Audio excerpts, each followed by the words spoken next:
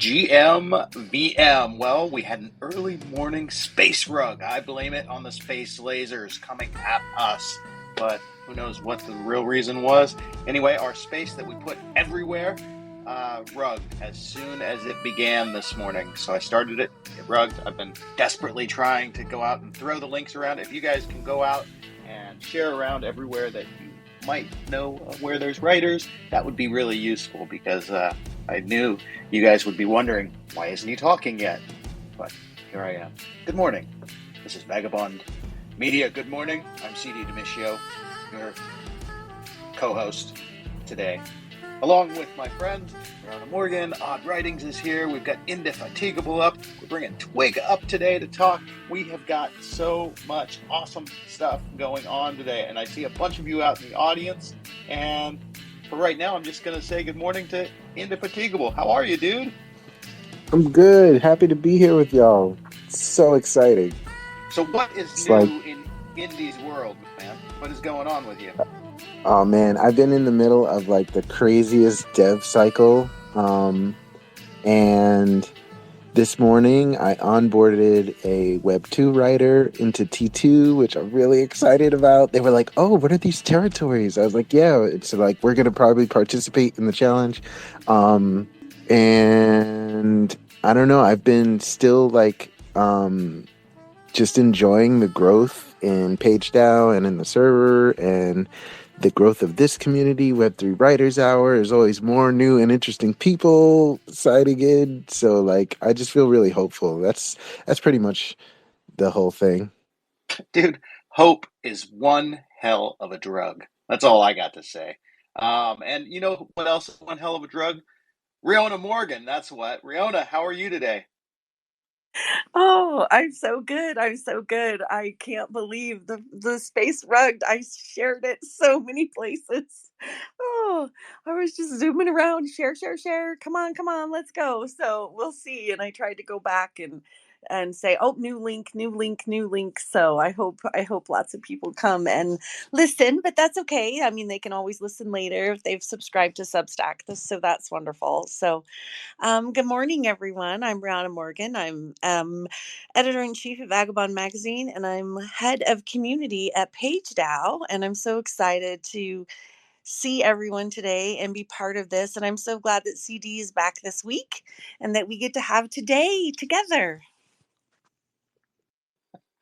I'm pretty happy about that too. Man, it has been nonstop, you guys. I got to tell you, there has been so much happening with PageDAO. It's been actually hard to pay attention to anything else. But I'll tell you, there's a couple of things that have had my attention. First of all, we've also been getting the next issue of Vagobond Magazine ready to go out, it's really shaping up, you guys. So that is going to launch with the spring solstice. So look for that around the 21st of March. I will be in Japan at that time, but the rest of our team is all going to be, well, spread all over the world, because we're distributed and decentralized, just like our favorite blockchains. But in that magazine, we've got stuff from our partners, PageDAO. We are going to have a great article from Edward Carpenter about our newest partner. We've become a launch partner with Twigg, who we're going to have here today to speak with you and kind of like clue us in on what that amazing platform is all about. And there's just so much in there. There's like fiction from E.R. Donaldson. There's a bunch of stuff about being a digital citizen. Cryptoversal came in and explained like his Guten casts, which I'm not sure that he's going to make it today, but I was hoping that he would, so he could tell us more about the Guten casts and how that process has gone. It's been pretty cool. Since he's not here, Indy, I know you've followed his project pretty close. Can you clue people in a little bit about what the Guten casts are and why they're important, stuff like that? Yeah, we should definitely put up something in the nest. But I collected my Gutencast. There's a website where you can go mint your own custom created Gutenberg in honor of Johannes Gutenberg, who invented the movable type press in Europe some back in 1500s. And ushered in the modern era, as Greg told us on the last GMVM. And I don't know, it's kind of, as far as icons go, I feel like a resonance toward Gutenberg, and the value of shared information to create culture, to bring people together, to make things available to many that weren't before. You talk about a lot about religion, CD, but by owning a Gutencast, also that I think this is one of the fundamental thing is that lots of people have been issuing NFTs for a while, and one of the really cool things that Greg always does is he weaves all of his releases into each other. So like if you own a README book, you can claim a Gutencast. And so there's like a way of rewarding people for just being a part of this writers community. And I think he's nailing that completely. Like, so you're not like leaving people out who have been with you forever, and you're also not excluding people who may have just heard about it. So this is just really a kind of a warm vibe with Gutenberg at the center, celebrating innovation and hard work and letters on pages. Letters on pages. Yeah, I got my Goot also. I love it. I got to say, Dylan pulled maybe one of the coolest out, and he's made it his profile picture. I know he's not feeling particularly good today. He's a little under the weather, so let's all send him some good vibes. That was good vibes coming from me. And let's hope he gets feeling better very soon. I want to say hi to a couple other people. Authored Style, we've got a piece from him in the next issue of Vagobond Magazine. You guys do not want to miss that. Also, we've got our friend Odd Writings here. George, how are you today? Hey, I'm doing fine. I'm concentrating right now. Well, of course, I'm concentrating on two things. One is the T2 competition, and the other is Scent, because they opened up their point system today. It's a beta point system, and so I write poems, and so I'm using. I mean, it's the beta system is open to any kind of NFT, right? But I'm writing poems as NFTs, and so. I was an early adopter of the sent buy button, and apparently that changes the flow. And so I am really concentrated on trying to get my sent button here working, since they just opened it up today. So that's on top of my mind. Yeah, I got that email too. I logged in. I was very happy to see that I had some points as well on my vagabond.scent.co account, which is pretty cool. And I love what Scent is doing. I got to be honest though, I've used that buy button on my website. I tried to use it, but it integrated with WordPress, but I just didn't put the energy into it to make it really effective. I think so. Probably it was more the problem on my end than on Scent's end. But maybe I'll have to go back and revisit that. Also, did want to address the fact that Crypty. Indy, you said Cryptoversal is like killing it in terms of like incorporating new people and rewarding old. I totally love that. Like, I love the fact that he's like, Farcaster, you guys are coming in, and DGen holders are coming in, and Vagabond Magazine and Read Me Books people are coming in. It was so cool to see. And if you guys are Vagabond Magazine holders, you had the opportunity to mint a free Gutencast, and we wish that you would have. Hopefully some of you did. So I think there's still some stuff coming from his project, but we did not want to not talk about it. So I'm going to invite Edward Carpenter up here. Riona, maybe can you mention a little bit about what we have going on this week, things that we have planned in terms of this space? Yes, I can definitely. And so we have a lovely guest with us today. I believe we have Stephen with us from Twigg. I hope that that's behind I hope that is who is behind the Twigg logo there with us. Yep, this is Stephen. Hello. It's great to have you here. And Oh so, yeah, no, yeah, awesome. hi. Yes, we're all so excited about what is being put together at Twig. And I know that Edward has been working really hard over there as well.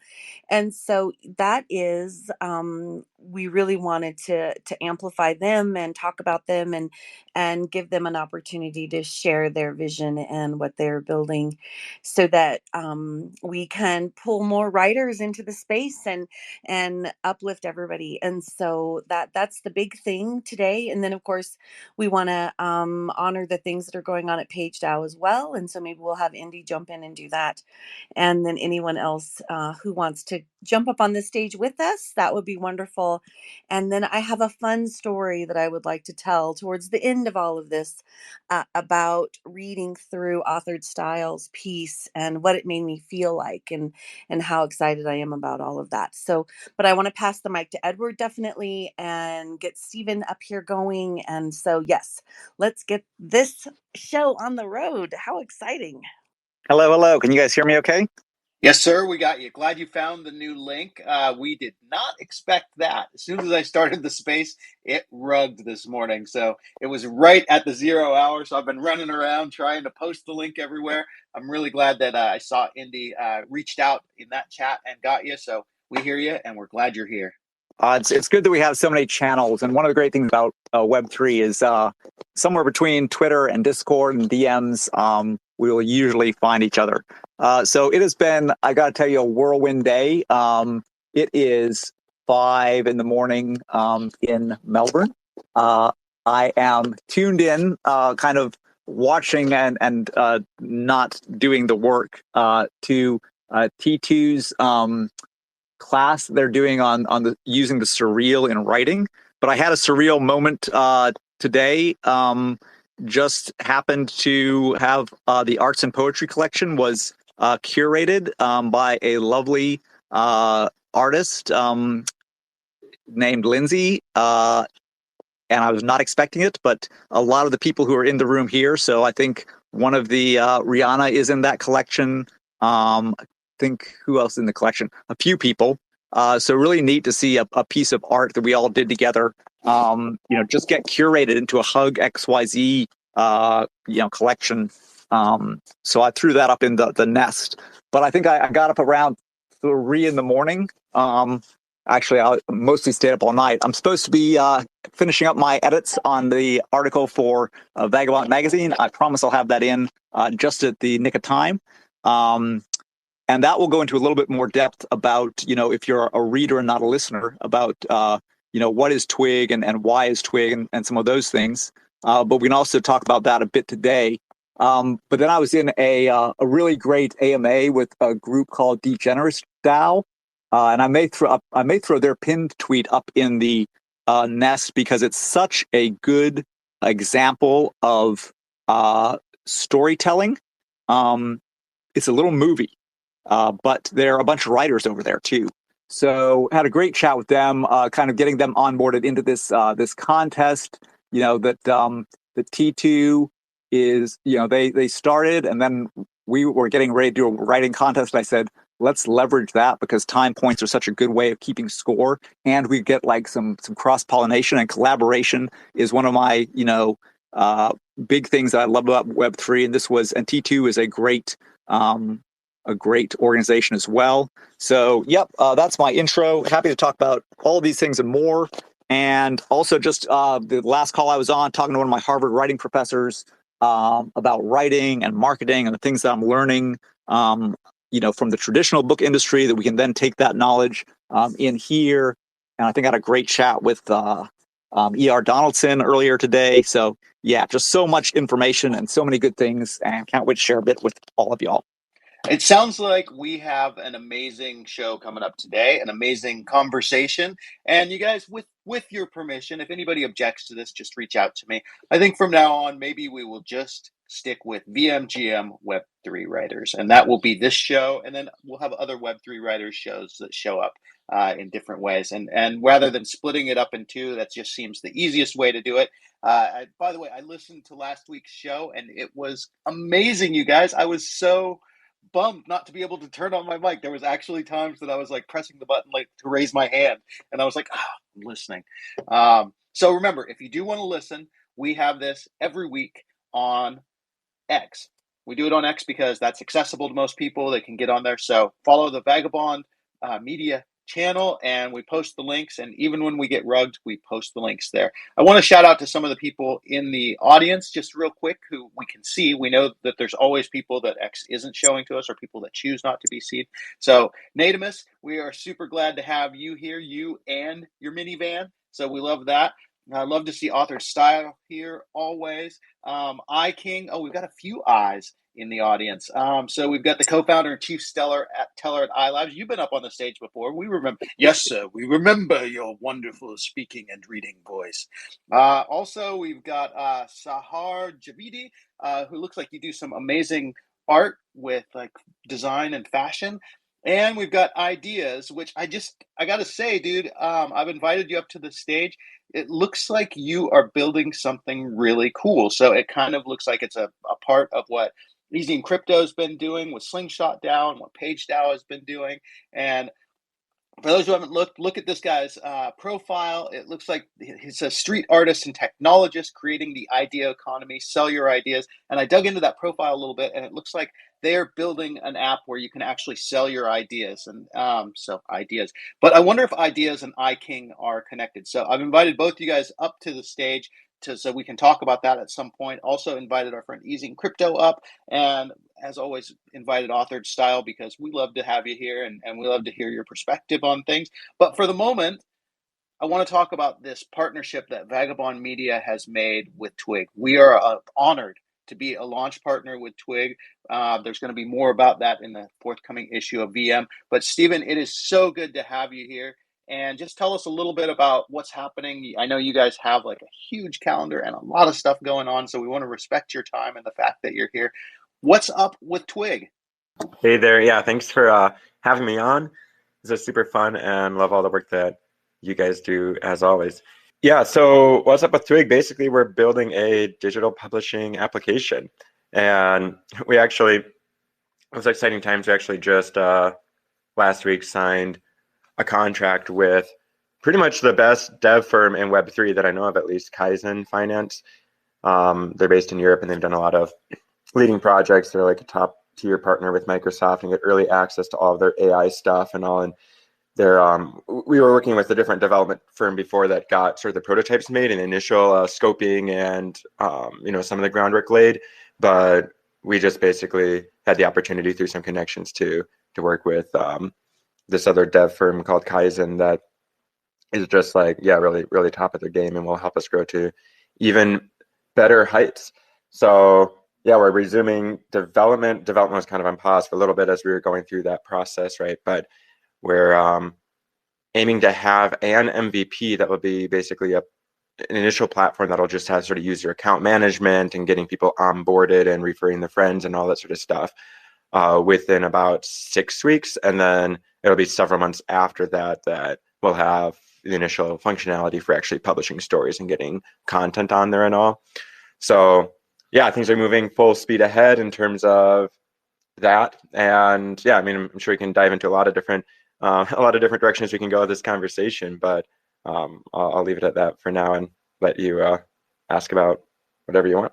Okay, so one of the cool things, and if I'm talking about things we're not supposed to be talking about, please just defer me. But one of the cool things that I love about what you're doing is you guys are not just limiting to writers and publishers, but you are also sort of redefining the idea of what a book really is and what storytelling is. And I love the fact that I saw a pretty big section on like video and other media. So can you talk about that yet? How Twigg's going to do that? Because one thing that really is exciting, and we've talked about this before, is the idea of embedding video into PDFs. And is there some possibility of that happening in the future?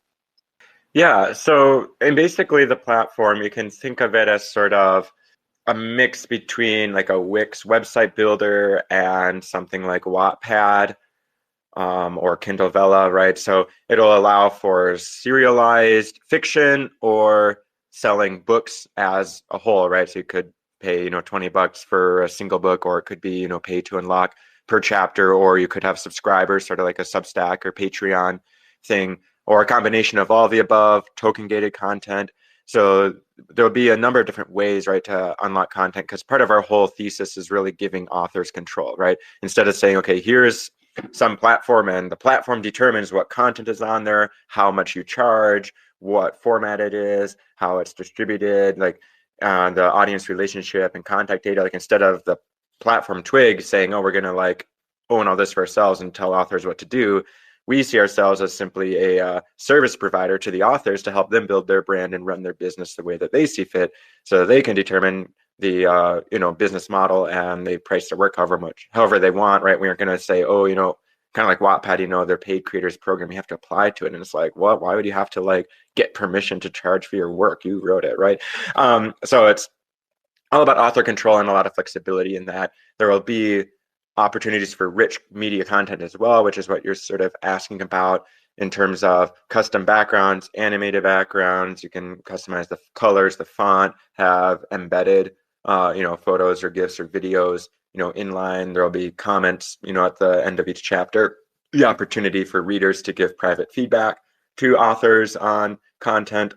So, as well as some gamification elements, like authors could set it up where their readers can earn badges, which would basically be POAPs, like soul-bound NFTs, as they progress through the content or refer friends to it or engage with it. And then they can give whatever utility or perks they want, right, to people that are unlocking those badges. And there'll be a leaderboard, so you can see sort of who the most valuable fans are and all that sort of thing. So there's, but the basic idea though, in terms of, are we redefining storytelling? I don't know if I would say we're redefining digital publishing in terms of the utility of the app, the user experience, all that stuff. I don't know if we're redefining storytelling itself, because I think storytelling at root is obviously there's already a lot of different ways to do that throughout the millennia of human experience, and we aren't necessarily inventing anything new there, but it's more about giving authors the flexibility to do it how they want. And I think it's important. We're trying to make it very Web2. Oh, sorry, I'm going to ignore that call. Sorry, I had a call coming in. So it's important for us to keep it very Web2 user friendly and very like mass market, right? We don't want to be super niche and be like, oh, like here's this crazy new weird thing that only 5 people will be interested in, and it's too confusing or difficult, for majority of people to access. So if someone wants to just copy and paste some, Word document or PDF document that, is just white background, black text, the same thing that they would put, in a Kindle book, they can just, upload it into Twigg and have that be that, right?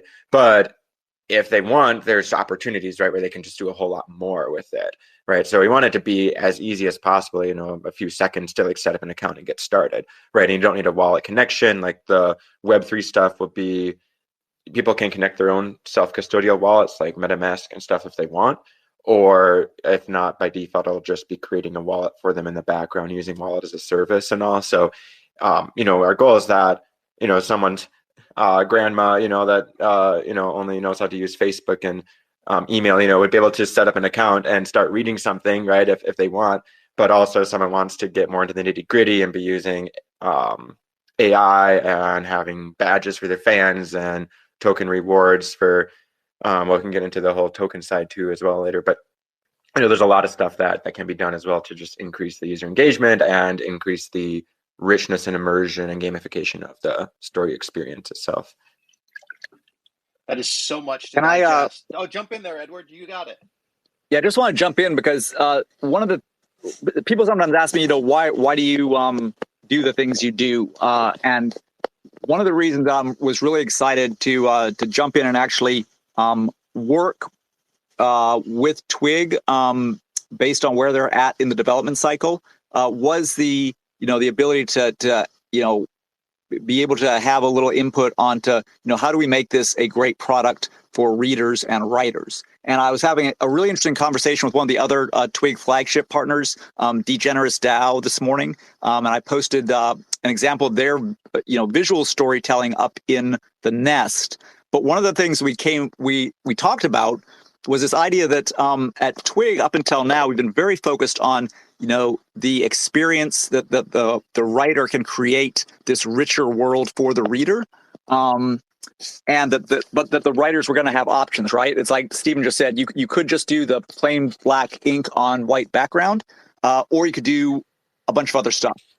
And the conversation we had with Degenerates this morning was, what about the reader? What if you're a reader who is really old school and you don't want ambient music and swirling fog? You just want Courier New on a sepia background.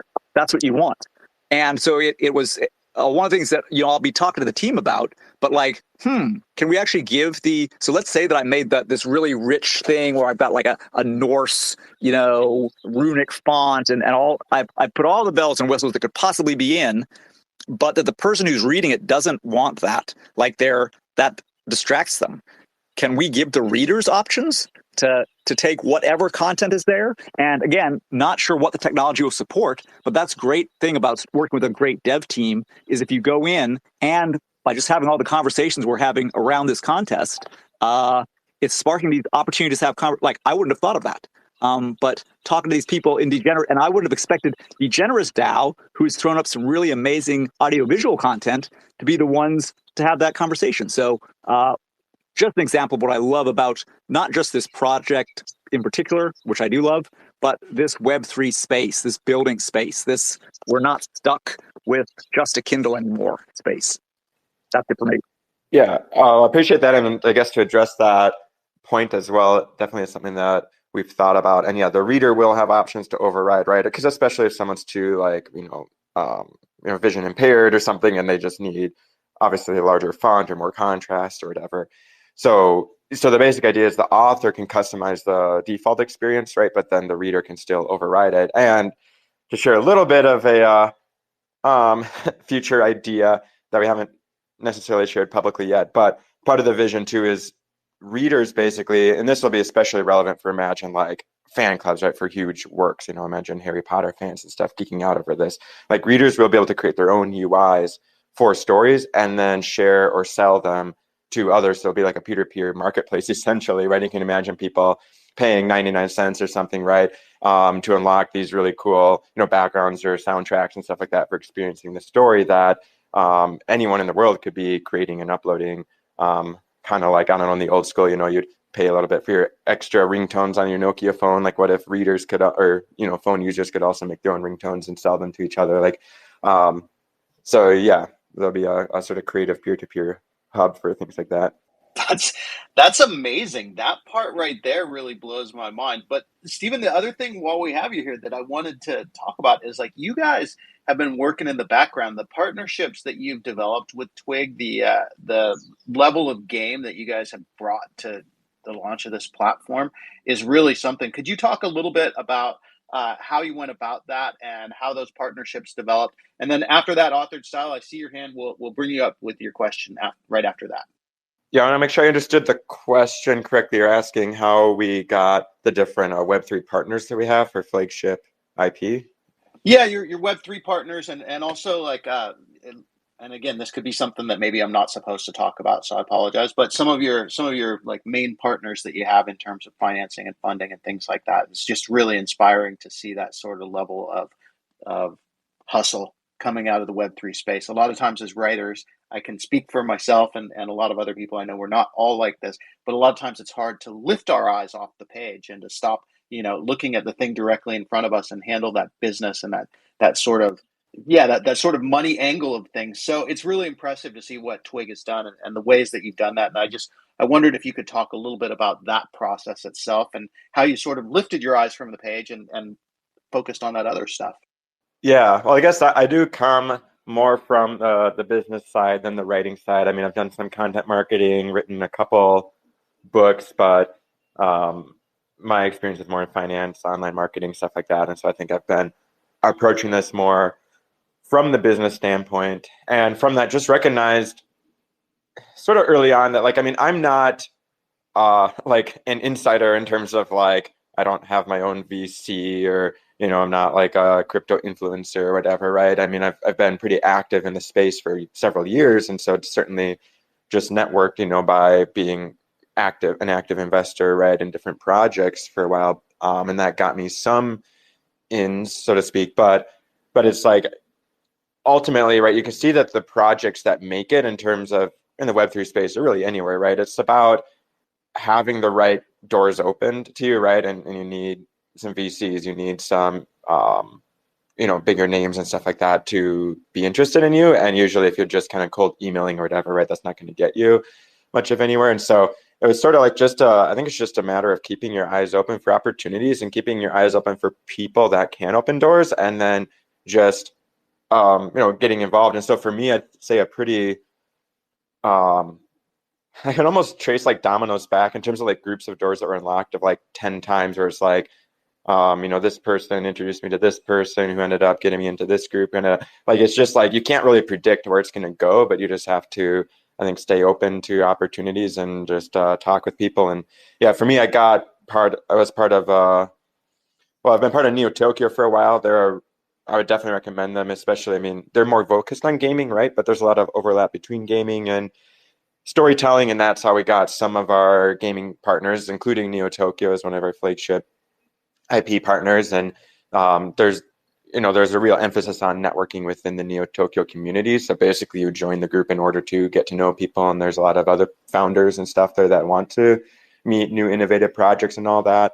So groups like that were important. And then Affinity for me, affinity.xyz is basically a Web3 collective for builders. And I was on a mutual space with Brian Evans, the founder of that, and then just applied, and it's like application only, but they apparently liked my application enough that I got in. And basically I asked to just hop on a call with Brian, the founder, and he really liked the vision of what we were doing, right? And he's like, okay, I'll introduce you to some developers and the incubator and stuff. And then we got in with Hourglass, which is an incubator, and they basically help launch projects, right? And then we also got in with another consultant / incubator called Block Consult, who are really good guys based out of New Zealand that have been advising in the crypto space since 2016.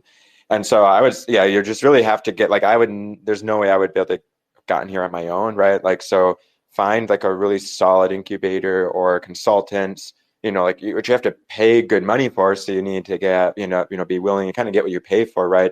I mean, it depends. Some incubators will do it, right, just for a percentage of a token or stuff like that. But even like getting into Affinity, right, was like a 1.5 ETH mint price just to sort of get into the group, right? But if it's a solid group, then like you'll get more than your money's worth in the long term for getting connected with those people. So I don't know, that's maybe a bit of a long-winded answer, but I would say that's how we've gotten some bigger name partners and funders and stuff involved. No, I think you nailed it. And, just to summarize your answer real quickly before I hand the mic to Authored Style, your answer essentially said, don't be afraid to get out there and talk with people, network, join groups that are connected, but not necessarily in a specific and like tractable way, like writing and gaming, like they're connected, but not necessarily in such a linear way that you would maybe think. And also, be there. You have to open doors. You have to be the person who not only accepts the opportunities, but puts yourself in a position to create the opportunities as well. It was a really good answer, Stephen, and my summary probably wasn't nearly as good. So if you're a builder or someone who is creating stuff, I really recommend that you go back and you listen to the answer that Stephen gave again, because there is so much alpha in there. The other thing I want to say is we did have some trouble with the space this morning. If you found us, we are very glad. But if everybody could go in and just like and retweet the space, that would be very helpful to get all of our other writer friends here. Authored Style, thank you for waiting, sir. The mic is yours. Hey, no, a lot of the questions Edward had asked, but I think this is great. Last week, I had asked the question. I had created a book trailer for my book, and a lot of the platforms didn't like because I created music with it and everything. So I would be great just to have a one-stop place where I could have the trailer, connect the readers to the book, and everything like that. So this sounds like it'd be a great platform. So it sounds great. Awesome. I'm glad to hear it. Can I jump in on that really quick? Because there's a couple of things that CD that both you and Stephen mentioned. So the tie-in between writing and games, while it may not seem obvious, there's something that just really resonated with me, and that is choose your own adventure. if you had a bunch of friends growing up, maybe you were able to get together and play D&D and make your own adventure game. But if you were like me and you were kind of, you didn't have a lot of friends and you lived out by yourself, there was these books called Choose Your Own Adventure. And I think it was Lone Wolf was one. And it was, so you could be in a fantasy world and you could have your own, and yeah, it was a bit scripted, but you could walk your way through a book that was a game. And one of the things that Twigg is going to do by allowing more of that interactivity between readers and writers is one of the options is you can actually use SMS messages and to allow a person to kind of choose their own adventure. That's something you could do. Like the idea that it can be writing and it can be a game. So that was one of the things that I just noted. There was something else, but it lost the train of thought. But I think this is what I love is that when you start like just throwing some opening up the aperture, it's amazing what can happen. And that some of it's been done before and that some of it works really great for some people, not at all for others, but just to have that out there, I think it's going to be amazing. Awesome. One other thing quick I was going to mention to append on my prior answer for connecting with people writing Web3 would be attending in real life events, right? So like going to conferences. Last year I went to, the year before NFT NYC and then last year Bitcoin Miami and a sort of bespoke event in Vegas and then Token 2049 in Singapore. And at those events, right, we'd meet founders, and oftentimes you even will meet people they already knew online, or you might have known them right by their Discord username. But obviously, like when you meet in person and you see their face and you get a beer with them or whatever, there's just a lot more real trust that's built. And those people are going to be a lot more interested to really work with you and prioritize working with you than people that they haven't met in real life. Whether that's fair or not, that's just sort of the way that the world works, right? And also, like, that's where you'll often meet, and just be introduced to new people that otherwise you wouldn't have met. And that's how we met our most recent incubators, Block Consult. We met on a cruise in Singapore, right? And like, if we hadn't been there, my business partner and I, right, would never have gotten connected with these people. And now they've, opened doors to a lot of other things. So yeah, don't be afraid to go to some in real life events. I don't think you need to like be, going to every single one, or, you don't need like FOMO of like, oh, if I don't go to this event, I won't make it, but at least go to some, right? And prioritize the connections with people. It's not so much about the speakers and the big, conference hall events. I mean, they can be valuable, but it's, I think the, real value is in the after hours events and meet and greets and that sort of thing. That's so true. I mean, just looking at this stage, the people that I've met in real life events, and the connections that have solidified there, and not just here, but also, throughout the Web3 space. That's such a good piece of advice. I wish I was able to go to more actual IRL events. I mean, we have small ones here in Hawaii, but we're 5,000 miles from anywhere. So anytime I go somewhere, it's a big haul. But speaking of that, I want to transition a little bit. Indefatigable and Epic Dylan, along with Phil of Austin, they went representing PageDAO at ETH Denver, and I think we're also going to have a presence at NFT NYC, you guys. So there's that going on. But Indy, I wanted to just touch bases with you and see what has happened since ETH Denver. What's been happening with you? You made it back home safe, obviously, but clue us in. Yeah, so we covered some of this last week, but we really got to meet and hang out with the secret network people. Most of us are like really cool with EVM, Tezos, and Solana, but because that's where we started building, we were really excited to build some bridges over in the Cosmos ecosystem. So that was really awesome. We spent time at the Secret Hacker House. We went to a little convening of ecosystem partners there. Dylan was really our kind of like networking front man, and so Dylan was at all the parties, out late every night, meeting and greeting with lots of the other Web3 builders. The floor, I think, it was my first time being at ETH Denver, so I was like really, really fascinated by how many connections PageDAO had. So I'm walking around the floor, and there's Dynamic XYZ that does Web3 auth, and we had our friends at Secret and numerous other connections and contacts, and putting like IRL faces on the digital names was really fun. We also participated in a couple of hackathons, which was like very stressful for me, down to the wire. We tried so hard. We stayed up so late, and it's I'm still processing how you could try so hard and still not quite make it, and do that so publicly. Part of me wants to run and hide from that, but we are so much farther on our dev push now than we were before we headed out there. So I think it's just like, we have big ambitions of building something better than has existed before. We're talking like all-chain, multi-chain, privacy first, forever books with all the bells and whistles, on a platform that's owned by the community. It's a thing that just hasn't existed ever. So I'm being really patient. We also signed up a few new developers. We signed up a lot of new writers, and it's been a lot of momentum coming out of East Denver. So one of the things that I'm really proud about is we chose a tech stack called DAO on the Cosmos ecosystem, and it's helped us to really rapidly work with partners so that they could set up their own independent organizations and have those organizations work with us. Rihanna was like the vanguard of this initiative, and we've created some really cool documentation. It's up on PageDAO. And what I really love about it is, rather than being this really top heavy monolithic organization, we're becoming a vision of like this really integrated mesh using, page tokens and other token exchanges to share that value and give everybody their autonomy in how they want to create and how they want to work with PageDAO. So it feels really good where we are right now. In short, stressful, but good.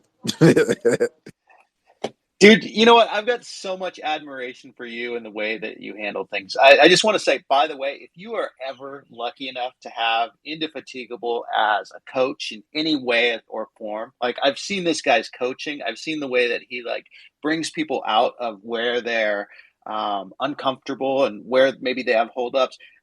Really, if you ever have that opportunity, you should take it. And one way that you might get that opportunity would be by joining PageDAO, becoming part of our community there. Now, this is a crazy thing, you guys, about the Web3 space and the Web3 writing space in general, is the fact that in another industry, in another world, in another time, Steven and Indy and me and Edward Carpenter and Odd Writings, we all might be competing against each other. We might be fighting against each other. We might be like trying to outcompete, outlast, playing survivor of the business. But instead, what we can do in this space is we can collaborate, we can lift up together, and we can work side by side. And it's amazing what happens in that process. I wrote my bio earlier, sort of my introduction to PageDAO, which, by the way, I am the head of messaging at PageDAO.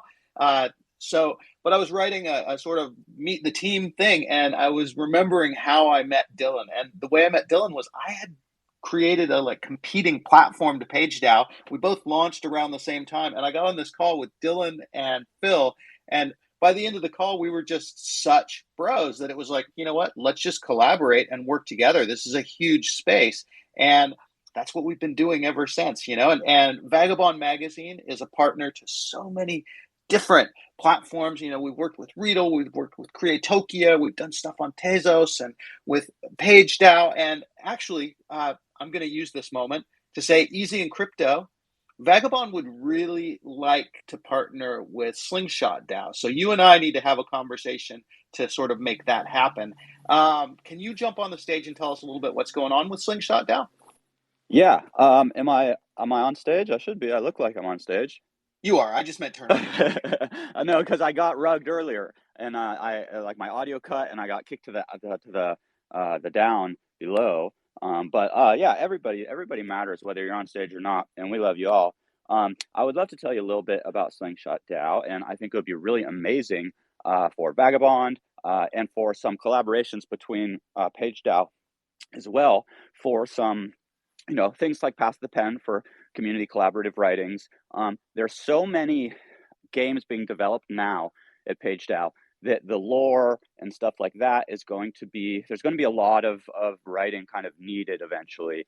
A lot of things are still in development since the DAO is newer, but basically, in case anybody doesn't know what PageDAO does, is basically it takes ideas from the community and it creates them. There's a leaderboard, there's a token, and I think I said PageDAO, Slingshot DAO, sorry.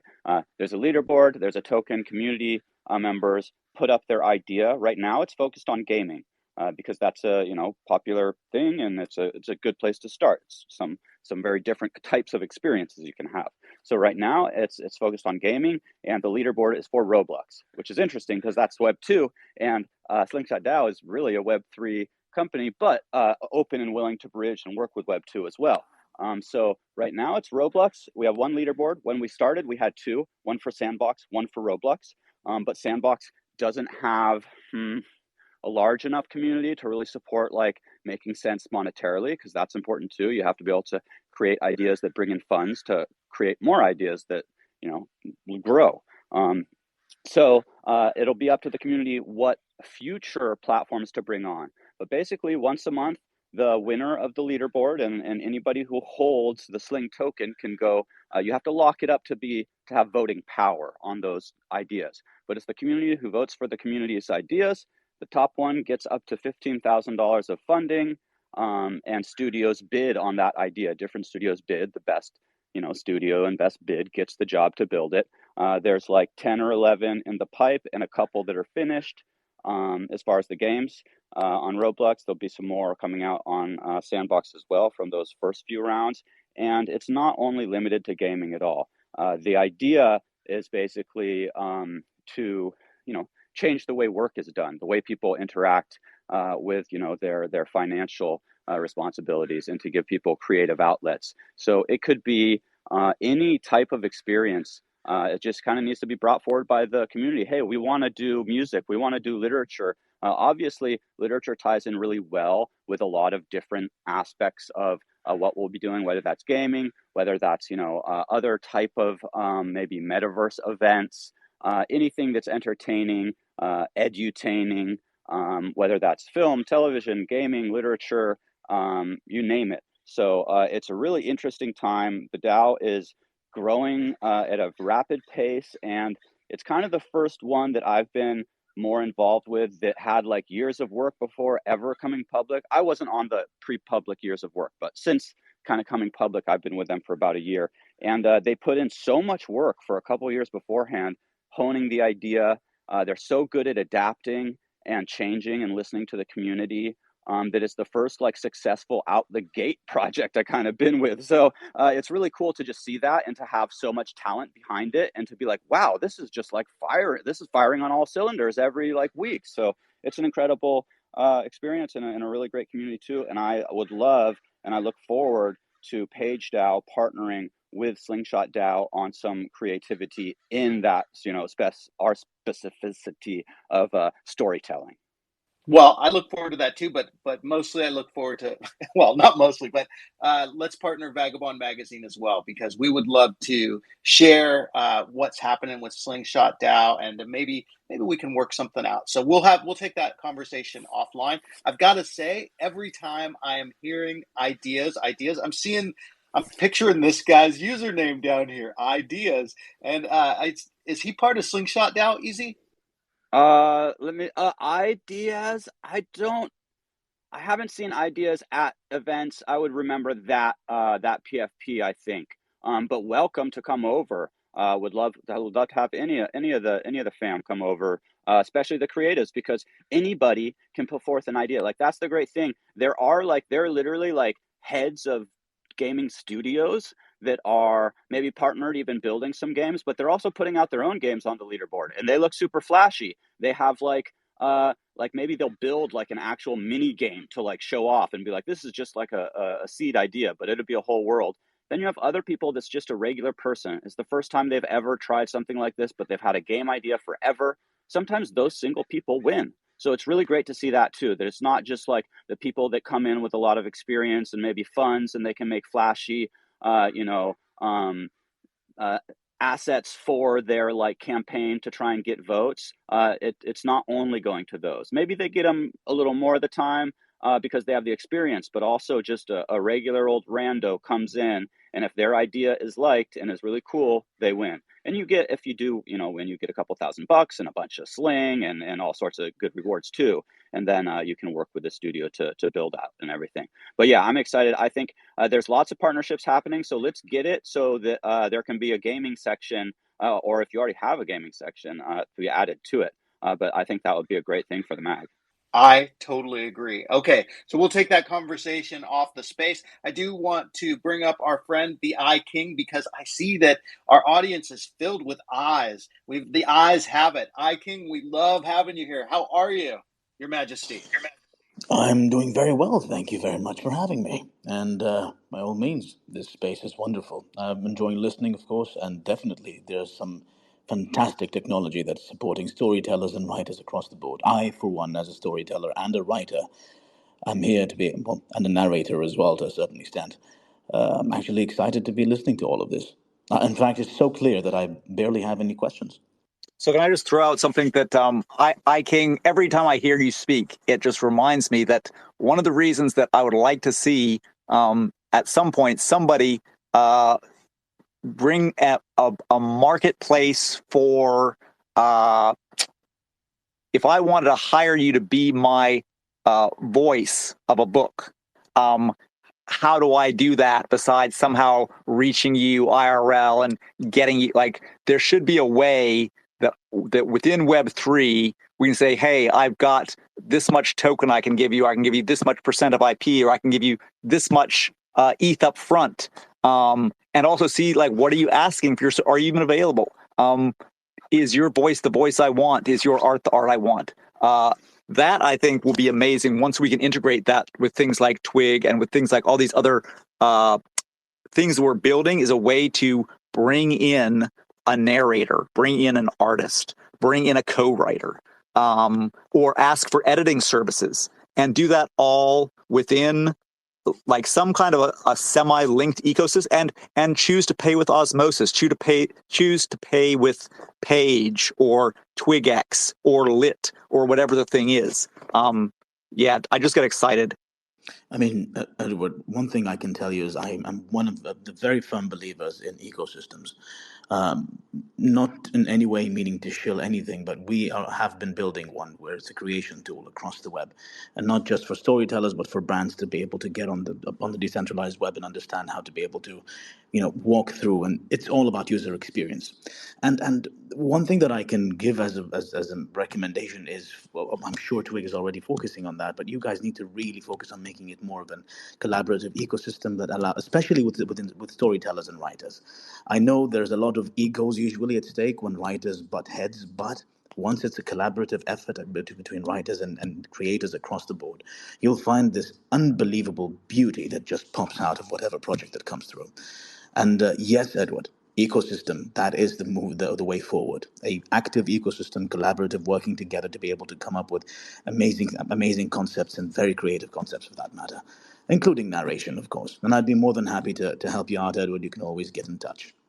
Sounds awesome. Stephen, I see you've got a hand up, and I know we just welcomed somebody else to the stage as well. Yeah, I was just going to say on that note, that's definitely part of what Twig has in mind in terms of that peer-to-peer marketplace that I was mentioning for sort of UI experiences, right? That would also include services and rev sharing and such.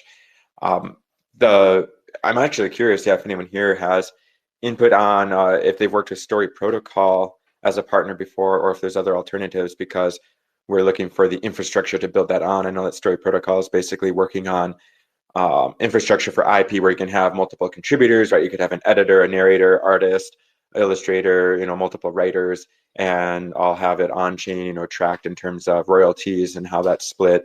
And we would definitely be wanting to incorporate that into our marketplace, right? So if you're a narrator, you could say, hey, I'm available for hire, here's samples of my work. And then an author could say, hey, I'll either pay you up front or give you a percentage split of the story, or a mix of both. And yeah, Story Protocol is something that they're working on building like base infrastructure for that sort of thing. But when I've talked with their team, and they actually they have a lot of funding, but I was a little disappointed in terms of where they're at in development, because it didn't seem like they're actually able to do everything that we were wanting them to do. But they may in the future.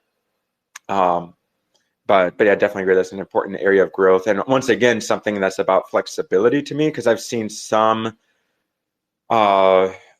writing projects that are almost, in my mind, too focused on or forcing collaboration of like, oh, like, you know, in Web3, like it'll just be like, I don't know, some sort of like Mad Libs thing where everyone contributes. But it's like, well, sometimes you have, I mean, actually a lot of good stories come from one mind, right? So you want to allow someone to still be the sole writer if they want, but also if they want to do an anthology, you know, either or, like, you know, the whole idea is that Twigg would support it all. So that's all I had to say on that.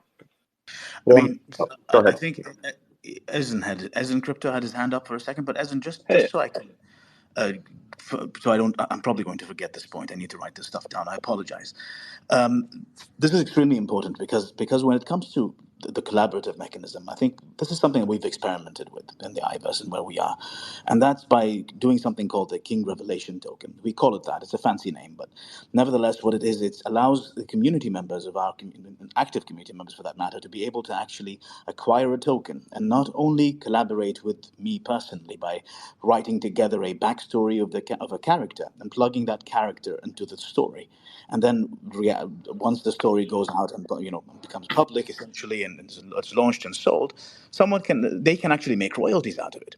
I mean that itself is a mechanism that should be turned into somewhat of a could it be a business model or monetization strategy within Twigg itself as well?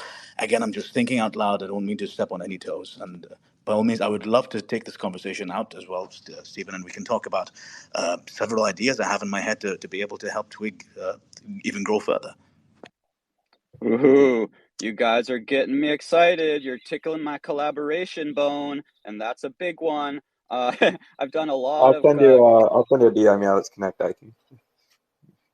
I've been doing a lot of collaborative events for years, and in fact, I couldn't hear iKing at first, so I went down to the audience, and luckily I got to hear that voice. And here, I also back having you do as many readings as possible. I have always loved reading out loud. My dad used to read stories, bedtime stories, and do all the voices, so kind of grew up with that, and I did that for my son. And even before crypto, when I was sort of in between, like, landscaping, architecture stuff, and like 2008 economy crash, like around maybe 2010 or something, I remember I signed up for, it was like voice.com or something, because I've always wanted to maybe do, voiceover or some kind of story reading and stuff. And I remember doing like some examples, and I remember I did get like a offer. And I don't know, I didn't wind up winning it or something, but it's always been something that I've had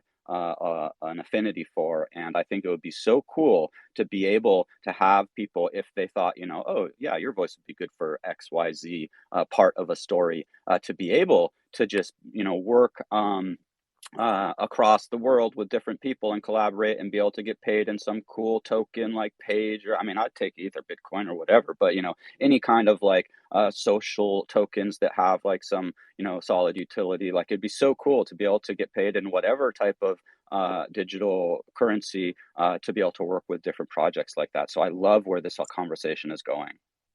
Hey, I want to just really quickly say we just welcomed one of our great friends, Odd Writings, the world's greatest palindrome poet, George, up to the stage. But before we get started, I know we started a little late. I know we usually try to keep it to about an hour, and we're probably getting close. But I did want to just recommend everybody, if you're not already doing it, once the space goes down, it's a little harder. But follow everybody in the kind of in the space, because these are the people that we're going to build with. And I also want to say, just if you have a moment while we're listening to George talk, run through the tweets that are pinned at the top and capture the ones that you want. And I really want to kind of highlight one that I think is very important. It's one that is it's a link to an author from Africa, who wrote a really great essay, which is, the title was Being an African in Web3. And I think it's really important read because it highlights how challenging the space can be, because I think a lot of us come from relatively privileged experiences. Even if, in America you're poor, in the real world you're still in the top 1%. But also the promise that Web3 has to open the aperture and make things more fair for people around the globe. So I just thought that was worth taking just a moment to say, if you have 5 minutes, read this today.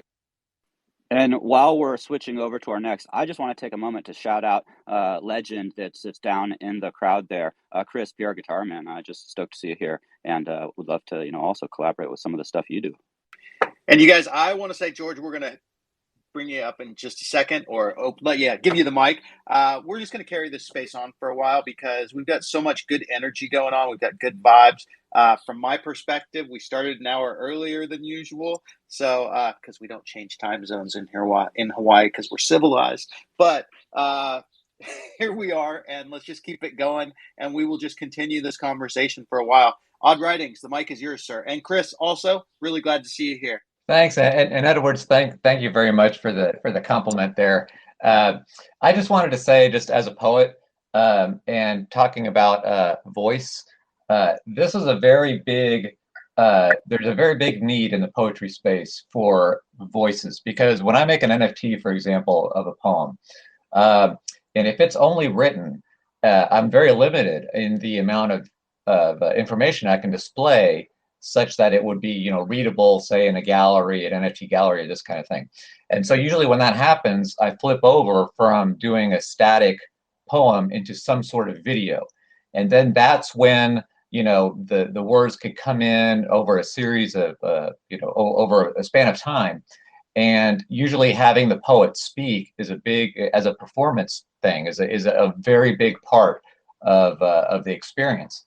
And I just wanted to point out that, keep this in mind, because I, for one, do not feel comfortable reading my own poems, and if I could have someone else with a much nicer voice, that would be wonderful. And I'm not the only one that feels this way. So keep the poets in mind. That's really all I had to say. You do have a great voice, though, sir.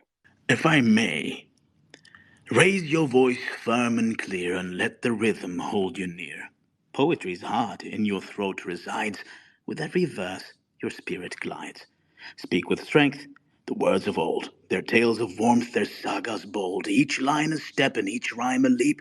In the dance of language, the soul does reap. Praise. That's God, that is an wonderful. amazingly. King, Okay. we love you, man. You are worthy Boom. of the crown. That's an amazingly hard act to follow, but I want to follow it by really appreciating an underappreciated group, and that we have a lot of in the crowd today, and that is the developers and the founders, because I'm one of those people that really, I just want to write, and the fact that I'm working with a project to actually build platform, that's something I've never done in my 3 years into space. There's a reason, because that's not my thing usually, and I'm doing it now because I feel like it needs to be done. But so I really appreciate the fact that there are people like Steven, who are doing the, creating the platforms, and people like, Rihanna, who are creating a publishing house, and people like Indefatigable, who are doing the coding, so that at some point, a person like me can come into the space, and if all you want to do is write, or if all you want to do is narrate, or, do cover art, that you can. And that there will be someone who can and will build those tools, or has already built them. And I feel the devs are a very underappreciated, and they're a sector that we really need, and the founders also underappreciated, and a sector we really need. So big shout out to them, and I'll let go of the microphone. All right, I put up in the nest, you guys. We're keeping it open. Amazing space. Come join us, share us, follow everyone, and you should do that. Please retweet that. Send it out there. We're going to keep it open for, until the next hour is up, or maybe we'll go longer. Who knows? But Riona, your hand is up. Please, everybody, follow and do all the things, because we're loving this space. Riona, it's yours. Oh, yes. Thank you so much. And I just wanted to say, King, thank you so much for coming and sharing your talent with us and everyone, Stephen and Indy and Easy. And I just can't even say how amazed and so excited I am for this space today and for last week's space and everything that we're all building. And I remember when it was CD and me and Dylan and Indy maybe in a space, and we're dreaming and talking about and thinking about the world we want to create for writers and the world we want to create for readers and creatives of all type, and we're doing it, and this is so historic. And this is really kind of what I wanted to talk about when I said I wanted to tell a story about putting together authored styles piece. I felt like I was this editor of old sitting and just putting together something that was so special and so wonderful that it got to reach forward in time and touch the hearts of people who we don't even know yet. And that's what we're doing. And I just feel like that thread and that theme of everything that we're putting together for everyone, the people we don't know yet, the readers we don't know yet, the writers we don't know yet, the hearts and the minds of people in the future who we are building for. Oh, this is so special. And I just wanted to say thank you all so much for bringing your love and your care and your thought to this right now. And I'm so excited about it. I'm so excited about it. And I had one little piece about what George was saying, and everyone is saying about the audio piece, the audio version of a story. And a lot of you already know my mom was blind at the end of her life. And so I read as much of everything that I publish as I can, so that there are people who, if they cannot see, they can still hear what we are creating for them and building for them. And so I always think about how else can we include anyone and everyone who isn't included. And so I just this is another way that we are building something that's so beautiful. And I just wanted to say thank you. And I'm filled with absolute gratitude for all of you. And I'm so happy about this. So thank you all so much. Beautiful words, Rihanna. Rihanna, I have a particular chapter from one of my stories that I wrote that's titled Melissa. It's part of a story that it's called Gexen's Escapades. And that story, I think, will resonate very much with you. Of course, I'm not going to read it now because it's a good 10-minute read, but hopefully at some point, you and I can potentially get on a private space or somewhere, even on our Discord, and be more than happy to read it for you. Yes, please, please. I am part of the Vagobond Magazine Discord, of course, and I'm part of the PageDAO Discord. I'm part of the Twigg Discord. And so if there's writing happening and if there's building happening and if we're doing this, I'm in. And so yes, please, any of those places, let's connect and build this beautiful world together, all of us. And I want to take this moment just to emphasize that Web3 writers, we have always said that this is a conversation. We try to present information to you. We try to share things that will hopefully make your writing journey or publishing journey or your creative journey a better one. But this is a conversation. So if you have things that you're doing, if you're in the audience right now and you're building something or you're writing something or you have something that you'd like to share, raise your hand. We'd love to have you up on the stage. We'd love to hear what you're doing. That's how we all became friends here. That's how we all came to know each other, was by joining spaces, joining discords, getting in conversations on Twitter or X or Twitch or wherever it might be. So don't be shy. If you have something, throw your hand up and we would love to have you here. Edward, thoughts on that, please? Thanks very much, because I have a very specific thought to that, and it goes back to a young lady that I met kind of early on when I was doing Web3 writing, and she was blind. And it was really interesting. I think I onboarded her into Lit, and we did a few things together. I need to actually touch base and see where she's at, because you kind of sometimes lose track of people. But it was really interesting to hear her explain how hard it was when people did things like, if you post a GIF or a video or something and you don't do alt text, she couldn't experience it. So it's kind of the inverse of what Rihanna was saying. Well, actually, maybe I guess if you were blind, yeah, so maybe voice would be the right way. But just thinking about that, not all of us are exactly like we are. Like, we think that we experience the world in one way, and we kind of, I think, default to thinking that everybody experiences it that way. And maybe we don't actually ask if we're making everything as accessible. And again, that's one of the things I'm really hoping that we can do better in Web3. But it's one of those things sometimes you just don't think about it until someone says something like, my mom went blind, or, you know, my stepmom can't walk, or these things. So just wanted to throw that out there. And also this idea that when we do something for a group, so it's really interesting. There's this thing called, I think it's like ramp theory. When people made wheelchair accessible spaces, they were doing it for people in wheelchairs, but it turned out it made life easier for moms pushing strollers and old men with walkers and guys pulling a delivery cart and all these things, that it was an unintentional societal good just from addressing an obvious problem for one niche group. Streets were made more accessible for everybody. So maybe we can do that in Web3, and that's one of those little things I like to think about sometimes. Awesome. Just to tag on a little on those, you know, like what Rihanna was mentioning about, we're really just building the foundation. And what I get excited about sometimes when I think about this is the years that we've been building and the coming years that we build, and kind of as we grow and connect to more communities and people, like we're still just really laying that foundation. And what the next generation, like, you know, the people with kids, what these kids are going to do, holy cow. I mean, so we just need to try and, you know, hodl these vibes, keep, you know, the collaborative spirit alive.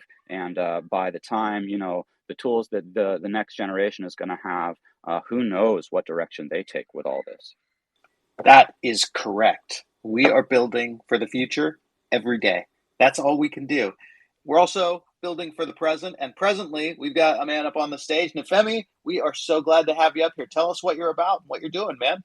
Yeah, for sure, for sure. Thanks for having me on the stage. Shout out to everybody on the stages. It has been a very interesting space. It's my first time in here. I feel like I found some kindred spirits.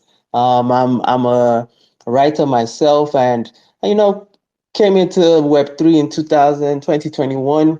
Kind of got into it with the whole VFriends community, and you know, I kind of had this challenge of, okay, I was excited about the space. I had written 2 books. One was a nonfiction book about music and innovation.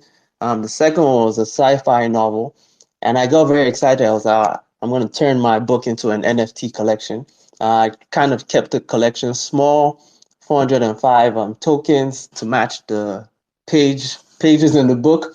But, you know, after like 2 years, I kind of got like a little bit worn out because, you know, I found like the NFT space, Web3 space around art was still very visual. And I think a few people have talked about that, where the written word it was hard to, you know, get people interested about written word. So you almost have to turn it to like an audio book or put some visuals to it. So, you know, for me, I'm an engineer too, so I kind of I wrote the smart contract myself. You know, I I use my tokens as a form of access, right? So you get my tokens, you get access to my next book, which is coming. But I felt that was just kind of an entry point for me. I'm very interested in hearing all the different tools that you have shared here about collaboration, about writing with other people, and it makes me realize how, as we'll say, it might sound corny at this point, but it's very early. We're very early in what we're doing. It's my first time in this space, so I'm very excited. Like, oh man, there are all these people that are doing stuff around writing. My friend DR, who is also in the space here, was the one that he just kept sending this link. It's like join Web3 writers on Tuesday. I usually have meetings around that time, so I haven't joined. But just wanted to come up here and introduce myself. I'm sure there are a bunch of people here that I'll probably keep seeing, and love hearing all these new tools, and looking forward to, just tapping in on different projects and supporting what everybody's doing here. So yeah, just actually introduce myself and shout out to the community. Dude, we're so happy to have you here. And just like DR, who joined this space and has quickly become like a valued and treasured member of our family, I can see the same thing happening with you. I took a look at your ex and I actually posted one of your tweets up in the nest. It was awesome, talking about how the first line and the importance of that. So you guys have a look at that. Femi, we hope you have great meetings, but we hope some of them, fall through so that you can come join us on the space more often. For sure. For sure. I'll be here. Thanks for having me. Great space, man. I want to just wave to Lisa Gibbons in the crowd, a poet, and actually another niche poet like Odd Writings. So she's the limerick queen of Ireland, I believe. So just a shout out to Lisa. If you want to talk, throw your hand up. We'll get you up on stage. You know what, Edward? Great minds think alike. That's what I was going to say, too, because I heard that space last week and I wasn't able to be here. But I saw, Lisa, you may not know this, but last week when they closed out the space, Dylan tried to perform a revolution. He tried to get rid of the aloha. He was like, no, we're not going to close with an aloha this week. We're going to close with a limerick. And thankfully, the gods said, no, it has to be aloha. And for some reason, you'd left the space. But we want limericks, so please come up on the stage and share a limerick. And I just want to point out that aloha, you guys, it means love. And we should always end the space with love, I think. But I understand that Dylan, is Dylan. And I love him. Hey, also, I just want to invite Sticky. I notice you have a complete dark circle for your avatar, but your banner, I'm just curious where your banner's from. So if you want to just put that in the comments, or if you want to keep that to yourself, or if you want to raise your hand, come up on stage and tell us, I'm an anime fan. I'm just looking at that banner. I'm like, I feel like I've seen this, or I should see it. So would love to hear about it. Edward, I'm going to use that, what you just said, to ask, did you see The Boy and the Heron? I mean, it just won an Academy Award, but I saw it and I was wondering your thoughts about it, if you did see it. I have not seen that. I will add it to my to watch list, but I will have a recommendation. Hi, guys. My mic's gone funny. Hi, can you guys hear me? Hi, Sticky. We got you. Yeah, welcome. Yeah.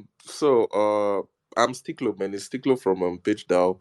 My banner is actually from the anime One Piece. I'm a software developer, and I'm a writer as well. But I like to think myself as a writer because I think I have the potential to, but I never actually really write anything because I'm really lazy. But I'm currently working on an article right now, just a really short one to express myself, some of the dark things that I went through last year. And it's not I've been writing it for, it's a really short article, but I've been writing it for a really long time, and I hope I'm able to eventually put it out. But yeah, I found the space through PageDAO. I'm familiar with some of the people on the space currently, and yeah, that's what it is. Thank you for hearing me speak. The banner is from One Piece, by the way. It's the greatest anime ever. I got to say, Sword Art Online, I think, is the best. But I have not watched One Piece, but I'll add it to my to watch list. And I have not seen Boy and the Heron. But if you want to see something just wrenching, Grave of the Fireflies. It's a Studio Ghibli film produced by Isao Takahata. So different director, but I think maybe in the same vein, maybe a little more sad. Americans should definitely watch it. That is a heavy one. Yeah. Fantastic film. I love One Piece, actually. I got to say, I absolutely love One Piece. It's an amazing anime. Yeah. I love the places we go in this chat. For sure.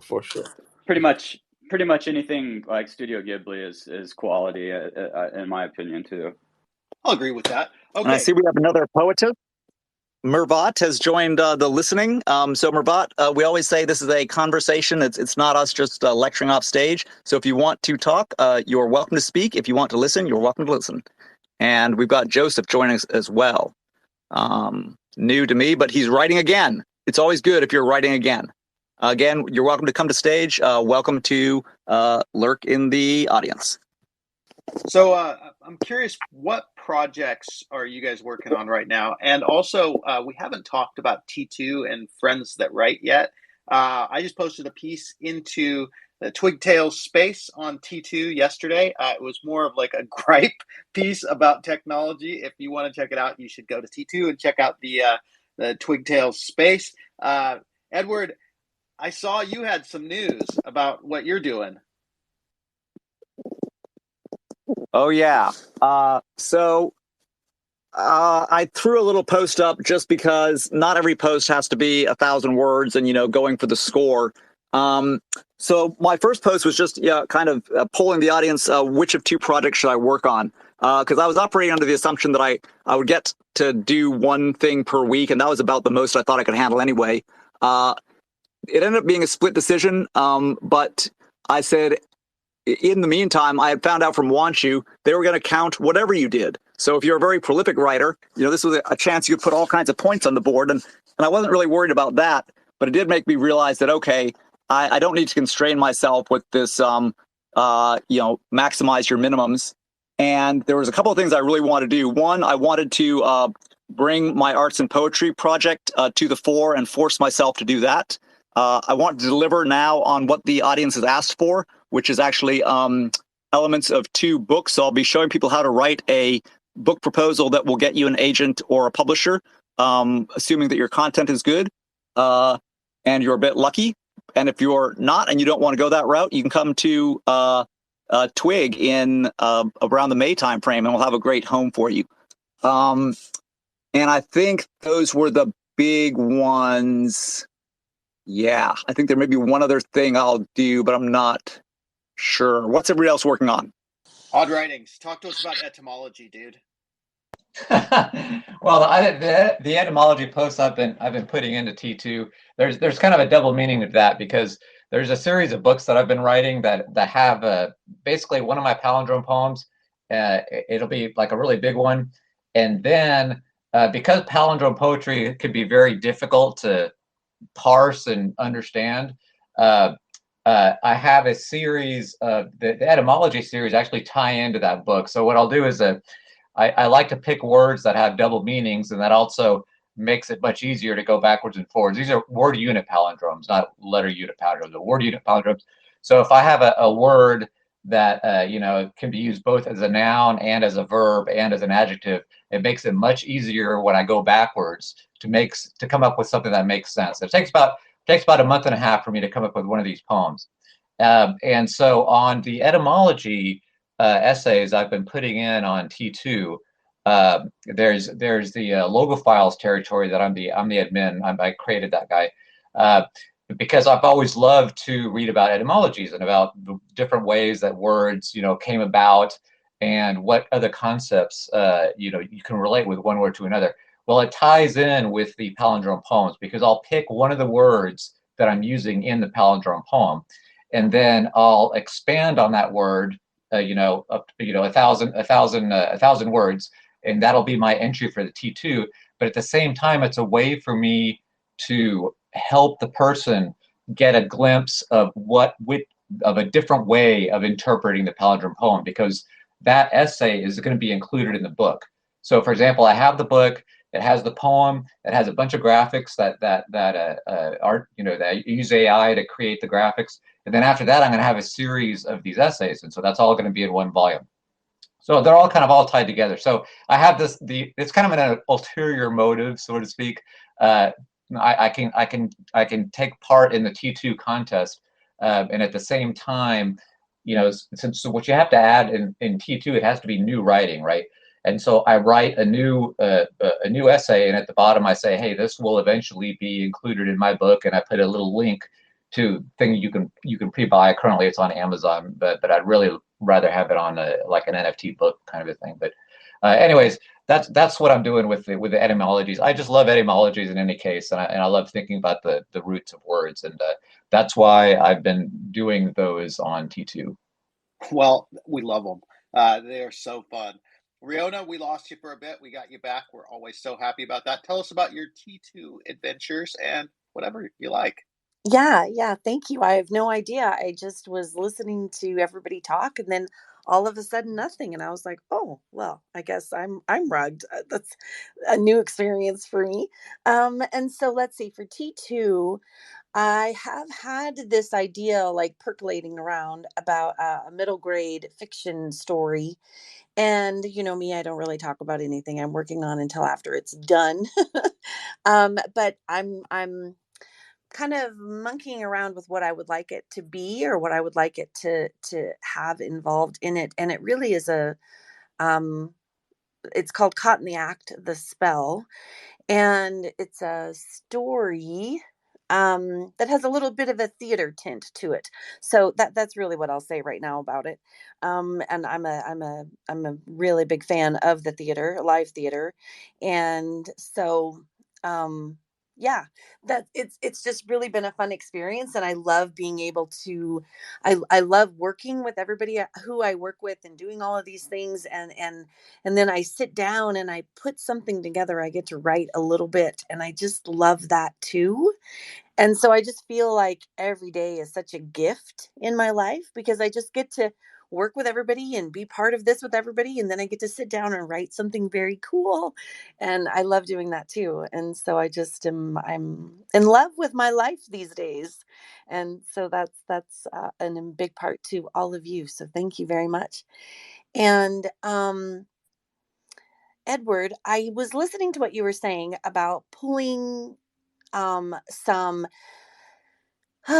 some craft of writing, like that kind of thing, like how you would write a proposal to get a book deal. And so maybe we should talk, because I'm thinking about something very similar, and a way to extend my roving with Rihanna craft of writing, like what I was doing before, but having it be in a print version so that people can pick it up and read it at any point. And so maybe you and I could collaborate on something that again, like we've done a million times before.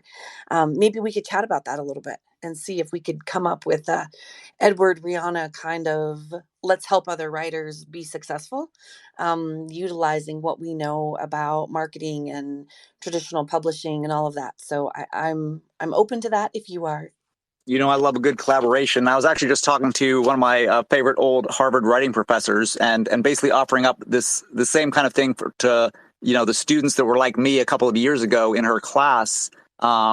Just like, why reinvent the wheel yourself and start with a blank page when you do your book proposal? Why not take something that somebody has at least sold to somebody once before? And why don't we share all these things and make these tools and templates readily available? So would love to collaborate. Let's talk. Oh yeah, definitely. And how to write a winning query letter, and a elevator pitch, and the back of the book blurb, and all of those kinds of things that I just think that writers would really benefit from, um, even if they are working in Web3, because there's so many things that do zip across back and from Web2 to Web3. Yeah. Well, I did want to say, I think this ties into something that Stephen said very early on, which was that, because someone was like, are you reinventing the storytelling, or are you reinventing publishing? It's like, well, these things have been around for a long time. Twigg is taking it to another level in a certain medium, but guess what? There's still going to be people who read paperback books, and there's still going to be people who read newspapers and who get their, like, there's all these other things. And just because you publish in Web3 doesn't mean you shouldn't also not publish on Amazon, and also not publish, in paperback. Like, there's a whole, we're talking about ecosystem. I think, who was it? It was Iking, I think, said he loved ecosystems. Ecosystem has space for a lot of things, and you can choose to restrict yourself to one, but you can also choose to succeed in others. And I think that we would like to make it, you and I have both, operated in a bunch of different ecosystems. And we're here because maybe none of those were quite perfect. But just because we're building what we like here doesn't mean that we could or should or need to abandon the other ones. And there's best tools and practices for all of them. And I think that we should definitely try and share some of those. Oh, so much. I mean, that's the inspiration for the inception of Whitney Morgan Media, which is my publishing company that publishes in Web2 the traditional books there, the paperback, the ebook, the audiobook, just as if you were a traditional Web2 writer, but then also gives people the opportunity to have access to places like PageDAO, places like Twigg, places like Slingshot DAO, places like Vagobond Media, so that they can not only publish traditionally, but they can also jump into Web3 and publish here as well. And not only does Whitney Morgan Media allow it, it's encouraged. Like, please do both. Like, that's who I want to work with. That's who I want to have be part of the publishing house there, is people who want both things. And so, yes, Edward, let's chit chat and get this going. This space is so amazing, you guys. Things happen here. It always has been the case. When the Web3 writers meet up, we have had so many relationships begin here. We've had so many collaborations start. So many things have begun just by the virtue of being in this space. But I have to say, sometimes it's a little frustrating because we are all of a collaborative mindset.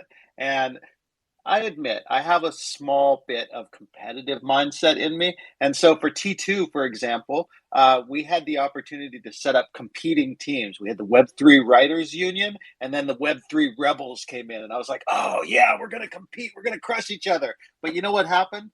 The Web3 Rebels were like, hey, we'd love to promote you guys' work too. And the Web3 Writers Union was like, yeah, we want to promote your work too.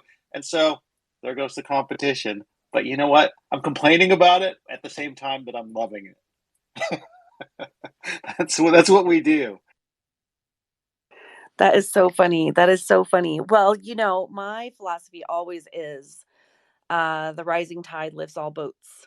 And so I'm really, I'm an Irish girl too, so I'm competitive, but I also really want to make certain that we all rise together, and that anything we do together is like what Edward was saying about how it helps all of humanity, it helps all writers. And so I'm both. I'm in. Let's go.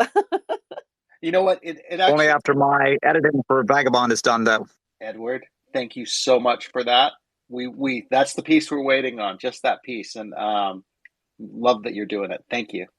Okay, so last week I was gone because I was away at this retreat, Vipassana, and again my little bit of competition thing came out. We had to set up all these tents, right? So there was we were setting up literally 100 tents, and they're not big tents, but to these guys, these other meditators, I'm like, hey, why don't we have a little fun and we'll each take a tent and see who can get them set up first. And so I start going, and they all started working together. And there was no competition. So it's I love it, but at the same time, sometimes it's a little frustrating to just have cooperation all the time, isn't it? Or am I just the only one? I don't know, CD. I think this is what happens when once a Marine, always a Marine goes to a Vipassana retreat and tents are involved. I can just see what happens. That's amazing. That is probably the best analysis of that possible, because you're right. Once a Marine, always a Marine. And you and I have both, been away for a while and done our business to, be our true selves and everything else. But there is that bit that just never does go away. Yeah, remind me to tell you a story about never make a bet with a gunnery sergeant about setting up tents when you're a candidate for a lieutenant. It was a learning experience. Well, for those of you who are also writing with T2, maybe you can share a little bit about what you've got going on. I think we're going to be wrapping up the space pretty quick here, but again, I do want to open it up where anybody, Mervat, Lisa, if you want to come up, if you want to share what you're doing with us, NFT Tommy, everybody, ideas, the space is still open to you. Although seeing you, I'm pretty sure you're part of the iKing's kingdom. Although being colorful like that, I just don't. Something is weird there. But anyway, also Joseph is writing again. We'd love to have you up. So come on up, raise your hand if you guys want to come up. Also, if you're on the stage and you have something you want to share, just go ahead and open your mic and let it out. Hi guys. Can you guys hear me? So, to be honest, I'm not a Web3 writer. I'm a senior software engineer working in Web2. I think that's how you got.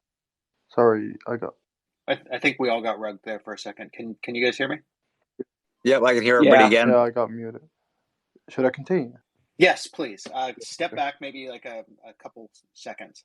Yeah, sure. So, hi guys. Yeah, my pseudo name is Snowden.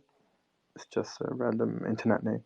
So I'm a senior software engineer working with Web2. So just regular languages like Java, C Sharp, and JavaScript, and a lot of DevOps and databases. But I really would like to know, or want to know, is what is exactly Web3? I'm a consultant. However, I'm pretty fresh into Web3. Is it really writing code?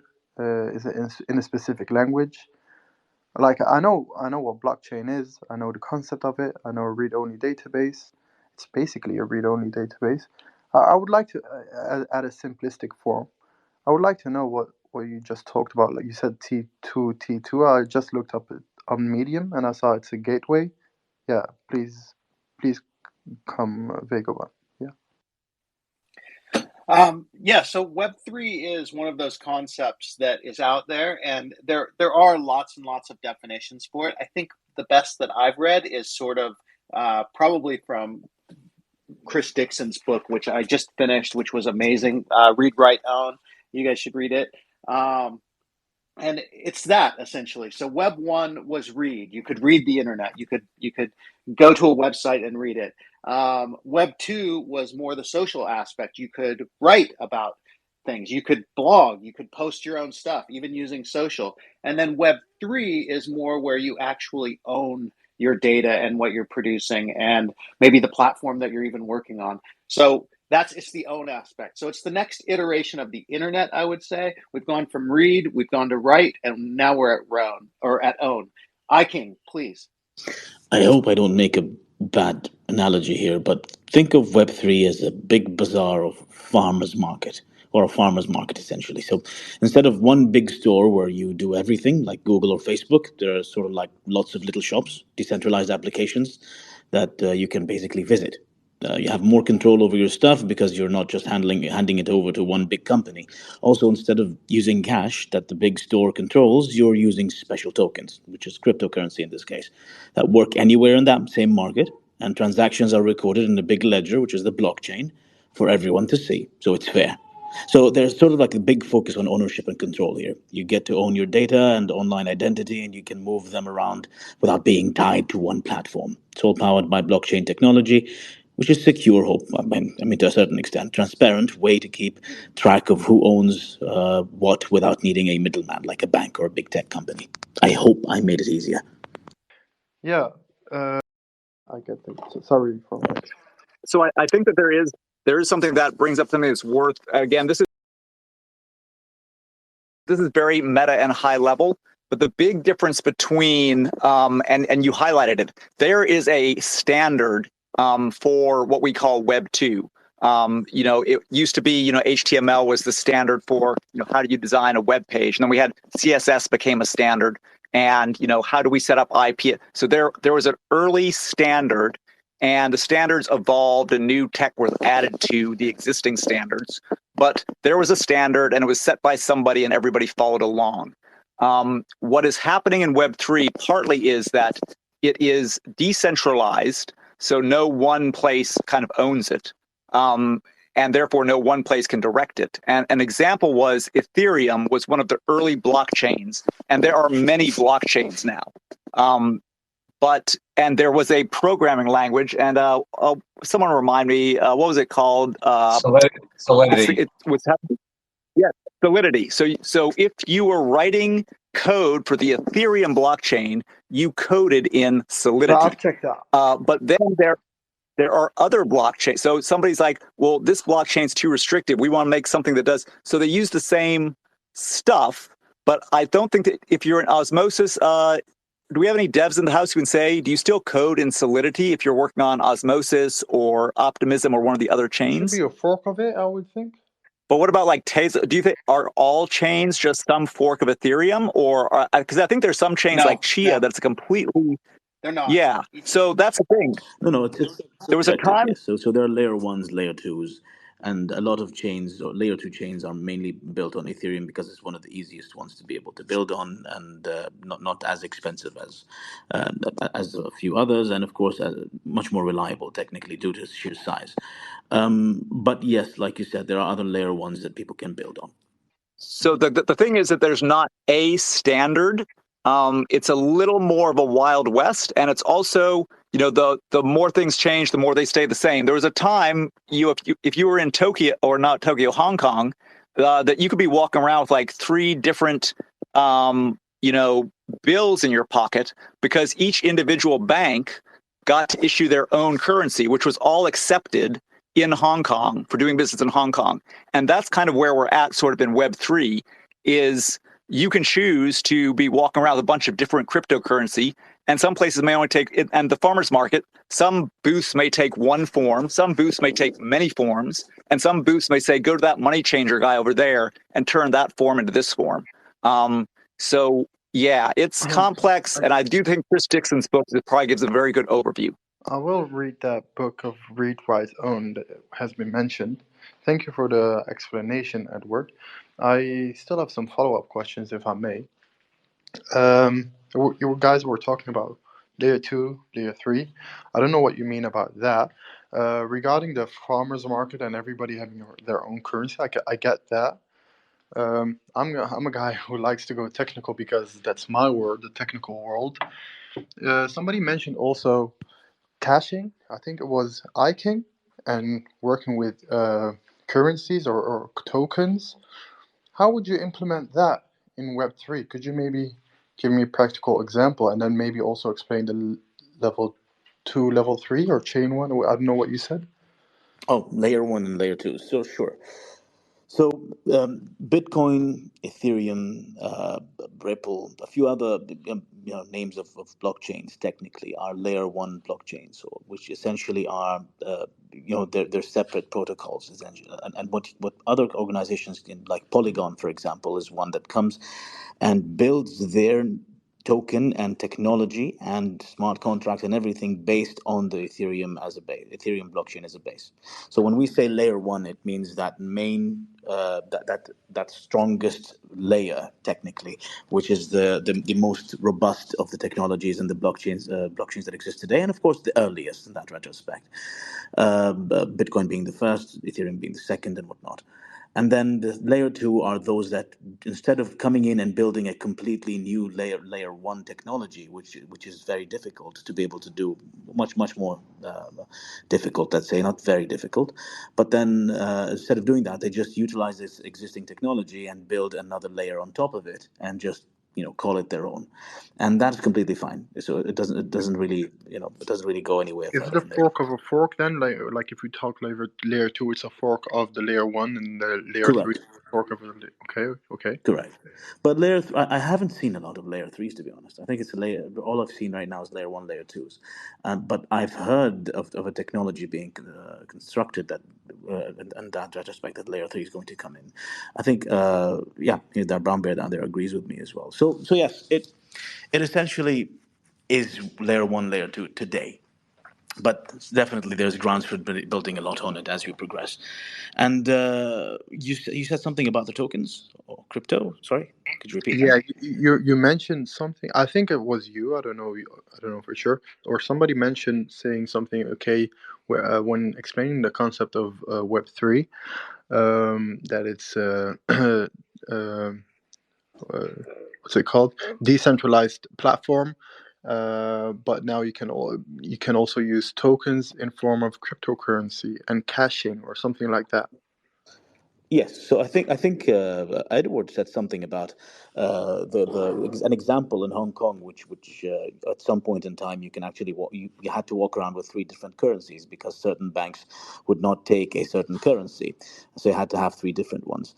Today, this is somewhat similar. The difference is with crypto is a token that represents the amount of money that you have. That token is subject to obviously market fluctuations, and it's very volatile. I'm being extremely candid here. And if that crypto token is worth a specific amount of money, you can instantly convert that money into that token. no matter a few seconds, of course. And then, if, let's say you want to conduct a transaction, I hear that there's, well, not here, I'm living in one at the moment. I'm not going to mention where, but there are certain countries that allow you to be able to utilize tokens in real time by simply just to be able to purchase real life, or conduct real life transactions in the matter, for that matter. And it does all the conversions in real time based on current market fluctuations. So essentially, what it is, the cryptocurrency is pegged to another cryptocurrency in terms of value, especially the layer twos, and then the layer ones are pegged to market demand. So it's simple economics if you take a look at it in that retrospect. Does that make it clear? Yeah, I would like to know how it's like. Could you give me a practical use case inside an application for Web3 regarding this? Yes, of course. I mean, since we're Well, I think we do need to acknowledge that this is a limited time space, Sorry. and it is focused Sure. on. No, it's good. It's good. What I would suggest is you're very fortunate. You've come to a great place because I think King, you have a development background, I believe, if I'm not mistaken. correct. I mean, to a certain extent, yes. But we have a full team, and we'd be more than happy to talk to you, Snowden, and educate you a little bit more about this outside of the space if Yes, time and allows. just to be clear, I'm really grateful. This is basically a shortcut for me by asking these stuff with experienced people, and I know I'm taking some time, and I thank you guys for the space and time for this for these questions, Edward. It's basically a fast track for getting some information. Thank you a lot, guys, and I will understand if you guys want to move forward. Yeah, no worries at all. I hate to cut anybody off, but I think that you've done exactly the right thing. You've jumped in, you've asked some great questions. This is one of those topics that people can go all day on, and probably do. But I think that some people, and I think Indefatigable is another good person to talk to on the dev side. Reach out to everybody, follow everybody in here, reach out to folks, and I'm sure you can get your questions answered. And I'm just going to jump in real quick and say, I'm laughing at the fact of educating Snowden about decentralization for my own reasons there. But anyway, I love it.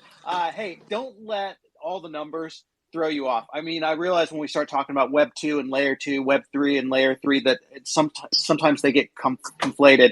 But essentially, there's one other thing that I wanted to mention to you, and that's that we have Web 0 or Layer 0 as well. And Layer 0 is an interoperable layer where all of those different currencies can sort of work together as a base. One that's being developed there is Lamina 1 by Neil Stevenson, the guy who coined the term for the metaverse. Another one would be the Cosmos Atom ecosystem is another one where you have a Layer 0. Layer 1 would be the currency. Layer 2 would be the networks of the currency and a way for the currencies themselves and the blockchains themselves to communicate. Layer 3, as I understand it, is more the application layer. So that's sort of where we would be talking about things like Twigg and PageDAO and things like that. We won't go too far, but I do want to acknowledge George, Odd Writings. You've had your hand up for a while. Throw your 2 bits in there, and then we're actually going to close out the space after a little bit here. So George, and then we'll have some last thoughts going around. All right, George, come on. We're seeing your hand, but we're not hearing your voice. But okay, okay. So, iKing, you had a few thoughts. I think you wanted to close out before we do our closeout of Aloha. A few thoughts to close out before we're doing the close. Could you? I'm sorry, I'm kind of lost. That's okay. That's okay. I know we got a little bit in the weeds there, and I just wanted to make sure that you didn't get cut off mid. Oh no, absolutely not. So I just wanted to point. I mean, I was trying to give him a use case for Snowden, but again, I don't want to take a lot of the space. This space is time. Excuse me. And I would love it if Snowden can you can follow me, and I'll follow you back. And you can DM I've me. done that. I've followed you. No, perfect. So just DM me. Go ahead, and I'll be more than happy to explain it further for you and give you a couple of use cases. I got right. Once again, these things happen. You're back, George. Go ahead. Okay, just really quick, super quick. So for Snowden, you were asking about cached. Okay, the word used is not cached, it's cache. In computer science, cache is something completely different, so I don't want you to get thrown off. There's no caching specific about Web3. So that's it, my 2 cents. Thank you. I was maybe a bit confused over there. Yeah, thank you a lot. I was looking for the cash. Thank you. Oh shit, that's what cash. Wait, okay, I'm sorry, Snowden. I should have known. Yeah, I heard cash. I was like, oh, are we doing caching now in Web3? But thank you. Please go, Vagobond. Sorry. We're all good. So I'm enjoying this. I think we've gone marathon this time, you guys. We've gone 2 hours from our usual 2 spaces of 30 minutes. We've gone 1 space of 2 hours, which has been awesome. Edward Carpenter, anything that you'd like to share before we close out with the traditional aloha? I think for me, just a big thank you to everybody who's participated in every way they participated. I think this may be one of our biggest, definitely longest spaces, covered so much ground. And this is what it's all about, folks. See you next week. This is why I get up early in the morning for this. Also want to shout out to Steven and also to Indefatigable for coming, Easy and Crypto for sharing with us. iKing, we are so happy that you came today, dude. Thank you so much. Riona Morgan, any thoughts before we open the mics and all say aloha? You know, I just want to echo what Edward said about how amazing this space has been. And I've learned so much, and I'm so excited that we're all doing this together. And Snowden, thank you for jumping in and taking risks and asking questions and learning about all of this. And you're always welcome. And we can't wait for next week. And I can't wait to be part of this again with everyone. Thank you. Here. Well, with that being said, it's traditional in this space, you guys. We have everybody that is on the stage. If you want to come up, now's your chance. We have you open up your mics, and at the count of 3, we will all say aloha. And aloha in Hawaii, where I'm based, it means hello, it means goodbye. Most importantly, though, it means love. It means that the breath that we breathe is all the same breath, and we're all one people and one happy family, I suppose. So at the count of 3, just open up your mics and say aloha to the world. 1, 2, 3. Aloha. Aloha. Aloha. Aloha.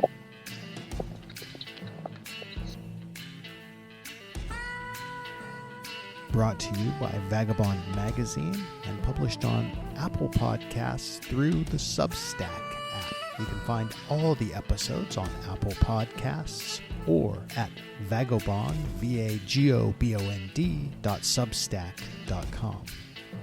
Our theme music is composed by the amazingly talented Paolo Argento and brought to us courtesy of Pixabay. You can find the link in the show notes.